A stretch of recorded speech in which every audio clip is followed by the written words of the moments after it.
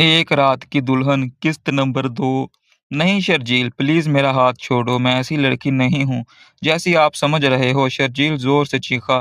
तुम कैसी लड़की हो और मैं तुम्हें कैसी लड़की समझ रहा हूँ? मैं गरीब जरूर हूँ, दौलत की ख्वाहिश रखना कोई जुर्म नहीं। मैं अपनी इज्जत की हिफाजत करना जानती हूँ। काश नूरी तुम मुझे भी जानती होती।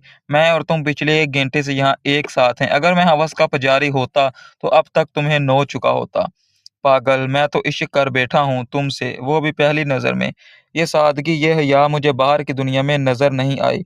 मुझे तो एक ऐसी लड़की की ख्वाहिश थी जिसके सर पर दुपट्टा हो, जिसकी आंखों में हया हो और सादगी में भी क़यामत लगती हो। शर्जील की आंखों में आंसू भी थे। मैं फटी-फटी आंखों से शर्जील को देख रही थी। फिर तुमने मुझे होटल में मिलने क्यों बुलाया? ताकि बाहर तुम्हें कोई देख ना ले, महफूज जगह समझ कर बुलाया था। सॉरी शर्जील, मुझे आपको समझने में गलती हो गई। मैं समझी आप बाहर की दुनिया से आए हैं तो आज़ाद सोच के मालिक होंगे। नहीं नूरी, जैसे सब औरतें एक जैसी नहीं होती, वैसे सब मर्द एक जैसे नहीं होते। शर्जील एक स्मार्ट और खूबसूरत नौजवान था। जैसे मर्द के हर लड़की ख्वाब देखती है, वो अब भी मेरी तरफ देख रहा था। मैं इसके सामने खड़ी थी। इसने एक फूल जेब से निकाला और मुझे दिया। मैंने मुस्कुरा कर रख लिया। वो मेरे और करीब हुआ तो मैं शर्मा कर पीछे हो गई। शर्जील चलें? नहीं नूरी, तुम्हारी कॉलेज की छुट्टी का टाइम हो जाए, मैं कॉलेज से सबा को लूँगा, हम दोनों तुम्हें घर ड्रॉप करेंगे।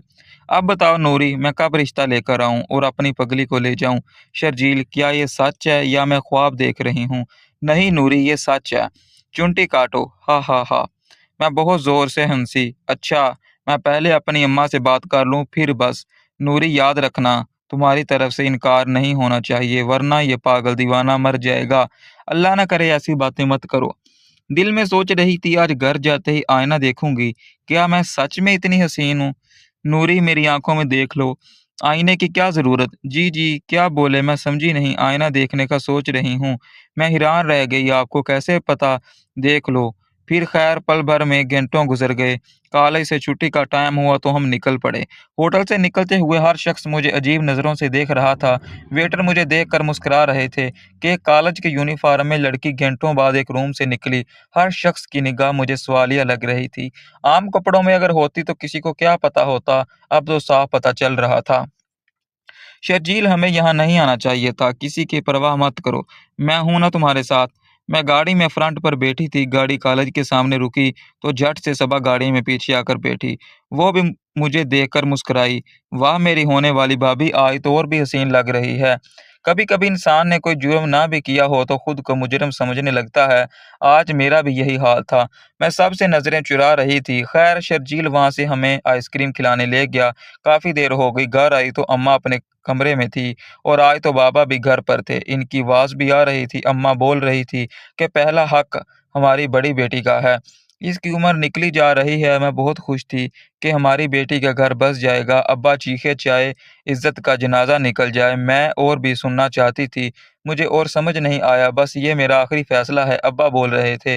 अम्मा रोती हुई बाहर आई तो सामने मैं थी। नूरी कहाँ मर गई थी? इतनी देर से क्यों आई? अम्मा ने मुझे थप्पड़ रसीद किया और अम्मा और सबा सुबह कान पक गए हैं मेरे आज।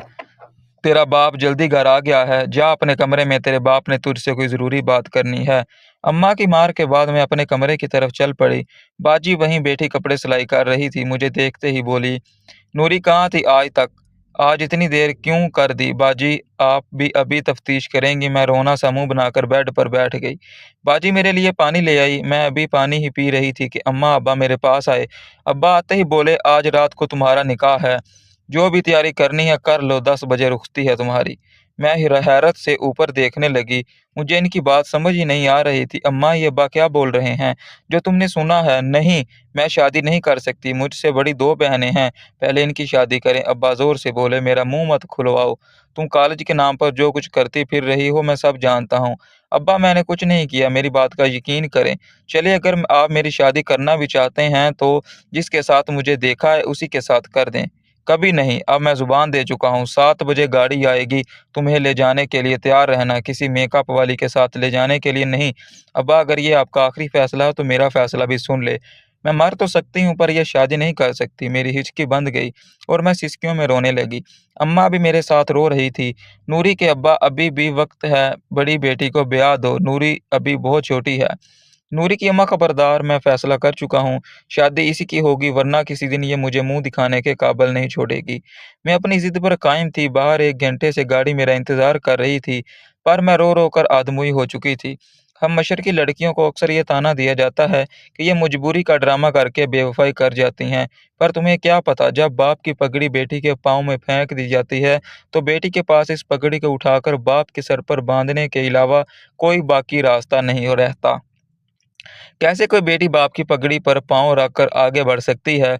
और जब मेरे बाप की हर बात से मैंने इनकार कर दिया, तो अब्बा ने अपनी पाग उतारकर मेरे पाँव में फेंक दी। सुर्ख सूजी हुई आंखों से उठी और बाप के सर पर वो पगड़ी रखकर मैं एक जिंदा लाश की तरह बाहर की जानब चल दी। लगता था अभी सांसें रुकने को हैं। बाजी ने मेरे सर पर चादर दी और खुद भी साथ चल दी। इतनी लंबी गाड़ी से एक खातून निकली और बोली, मालकिन आए बैठें। इस गाड़ी का दरवाज़ा खोला। मैं और बाजी बैठ गए। मैं अभी तक अपने कॉलेज के यूनिफॉर्म में ही थी। 2 पल की थी मोहब्बत, मुझे क्यों न रास आई। मैं गाड़ी में रो रही थी और अपने हाथों की तरफ देख रही थी। इन हाथों में अभी भी शर्जील की खुशबू थी। इन फूलों की महक अभी भी मुझ में बाकी थी। आज ही इब्तिदा हुई और आज ही इंतहा। मेरे रब, अगर हमारा मिलना नसीब में नहीं था तो ना मिलवाते। वो वादे जो मैं आज शर्जील से करके आई थी, सारे एक पल में तोड़ दिए। सारे रास्ते में गाड़ी में इन्हीं सोचों में गुम आंसू थे कि बरसात मेरी सारी गोद भीग चुकी थी। कैसे हो पाऊंगी मैं किसी और की? जब शर्जील सुनेगा तो क्या होगा इसका? और इतनी सी देर में हम पार्लर पहुंच गए, जहां फौरन मेरी तैयारी शुरू करवा दी गई। मैडम प्लीज़ रोना बंद करें, मेकअप ख़राब हो जाएगा। नूरी बस कर मेरी बहन, और कितना रोएगी? बाजी, मैं नहीं जीना चाहती। नूरी, तुम्हारी किस्मत में यही लिखा था। ज़ेवरात में लाद दिया मुझे। बाजी, मुझे तो ये भी नहीं पता मेरी शादी हो किससे रही है। तुम्हारी किस्मत बहुत अच्छी है नूरी, तुम्हें दौलत बहुत पसंद है ना? जागीरदारों के घर जा रही हो ब्याह कर। पार्लर वाली ने कहा, आप बहुत खूबसूरत और कम उम्र हो। कितने साल की हो? बाजी ने कहा, 19 साल की। हैं, अच्छा आप इनकी क्या लगती हैं? मैं बड़ी बहन हूँ। अच्छा अब ये मुकम्मल तैयार हो चुकी है, गाड़ी में ले जाएँ इसे। बाजी और मुलाज़िमा ने मुझे पकड़कर गाड़ी में बिठाया। इतना भारी लहंगा था, ऊपर से मैं इतनी नफ़ीस सी, अभी भी मैं रो रही थी। खैर, हम कभी जागीरदारों के घर नहीं गए थे, तो मैंने किसी को नहीं देखा हुआ था। ए मोहब्बत, तेरे इंजाम पे रोना आया। घर पहुंची तो फौरन मौलाना साहब आ गए निकाह के लिए। इसके बाद रुखसती के वक्त अब्बा ने मेरे सर पर हाथ रखा। अम्मा बहुत रोई। अम्मा जब मुझे गले मिली तो बोली, बेटी आज तुम वो ना करती जो करके आई है, तो आज तेरी बहन की रुखसती हो रही होती, तेरी नहीं। मैं एक जनाजे की तरह थी। हम बेटियों को सफाई का मौका भी नहीं दिया जाता। कैसे समझाऊं मैं इन सबको, कितनी पाकीज़ा मोहब्बत है। मुझे शर्जील की कुछ ही देर बाद में एक महल में पहुंच गई। सलाम माल, एक मुलाज़िम ने दरवाज़ा खोला। मुझे नहीं पता मेरा शौहर कैसा है, कौन है। मैंने पूरे रास्ते इस तरफ नहीं देखा। मैं किसी को नहीं जानती थी। अंधेरी रात थी। मुझे कमरे में ले गई 2 औरतें। इतना खूबसूरत कमरा मैंने अपनी ज़िंदगी में नहीं देखा था। ताज़ा फूलों की सेज बनी हुई थी। दिल कर रहा था उठकर भाग जाऊँ। थोड़ी ही देर के बाद कमरे का दरवाज़ा खोला। मैंने सर झुका रखा था और फिर कमरे की कुंडी बंद करने की आवाज़ पर मेरे दिल की धड़कनें तेज़ हो गईं। बहुत घबराहट हो रही थी मुझे। इस नावल की अगली स्टोरी पढ़ने के लिए मेरे यूट्यूब चैनल को सब्सक्राइब करके वीडियो को लाइक कर दें, और आपको ये नावल कैसा लगा कमेंट बॉक्स में ज़रूर बताइएगा। अल्लाह हाफ़िज़।